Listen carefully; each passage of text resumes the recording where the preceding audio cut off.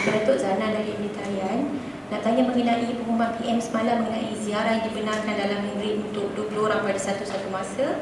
Apakah perkiraan yang diambil kira oleh KKM dalam menentukan jumlah 20 orang ni, dan mungkin Datuk boleh perincikan sebab setiap keluasan setiap rumah tu tak sama dan mungkin rumah yang kecil tidak boleh melakukan penjarakan sosial. Dan selepas tu jika dah dibenarkan mungkin akan menggalakkan orang untuk pergi ke rumah orang lain untuk beraya. Dan apa nasihat KKM dalam isu ini sebab ada berlaku di Dubai 16 orang dijangkiti yang ketika berbuka puasa. Ya, isu dia bukan nombor 20 orang. Jadi isu dia ialah 20 tu relatif. Kalau kita lihat yang garis panduan Kementerian Kesihatan ialah pertama penjarakan sosial. Jadi kalau 20 orang, mungkin 20 orang anggota keluarga. Jadi keluarga contohnya dengan anak, dengan cucu contohnya mungkin jumlah ahli keluarga tu 20 orang. Dan apa yang pasti ialah kita kena ikut SOP Kementerian Kesihatan, iaitu penjarakan sosial. Jadi kalau dalam apartmen 20 orang tu dah kira confined space dan crowded space. Jadi dah melanggar peraturan iaitu SOP Kementerian Kesihatan. Jadi apa yang penting ialah dalam tempoh masa tersebut yang penting penjarakan.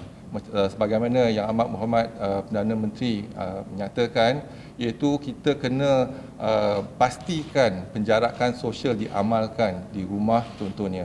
Iaitu apabila ada kalangan mereka yang melawat ataupun datang ke rumah, pastikan penjarakan, pastikan kita lindungi warga emas contohnya. Jadi tak ada salam, tak ada cium-cium, dan juga pastikan penjarakan tu 1 meter. Dan kita boleh amalkan sebelum masuk rumah, cuci tangan dulu, guna sabun ataupun guna hand sanitizer. Jadi nombor tu ialah relatif, iaitu bergantung pada rumah kita. Kalau apartmen kita kecil, jadi tak ada, kita bukan kata 20 orang. Jadi kita kena lihat bagaimana kita kena buat staggered appointment ataupun staggered visiting daripada keluarga kita. Yang kita katakan ialah ahli keluarga. Kita bukan katakan pelawat datang ke rumah. Kita tak menggalakkan perhimpunan, kita tak menggalakkan pelawat-pelawat datang ke rumah. Tetapi yang ni ahli keluarga. Ahli keluarga ada yang 10 orang, ada yang 15 orang, ada yang 20 orang. Walaupun ahli keluarga, pastikan kita lindungi warga emas, iaitu ibu bapa kita ataupun nenek dan atuk kita. Sebab kalau kita lihat ada jumlah kes kematian yang kita ada setakat ni, kes-kes tu kalau kita lihat 60 tahun ke atas lebih pada 50%. Dan kalau mereka ada kencing manis dah tinggi ataupun penyakit NCD, jumlah kematian tu ialah 85% dan ke atas. Jadi kalau kita tahu data-data tersebut, kita pastikan kita melindungi warga emas, ibu bapa kita dan juga nenek dan atuk kita. Jadi kalau kita balik, pastikan yang kita kena basuh tangan dan juga penjarakan tersebut.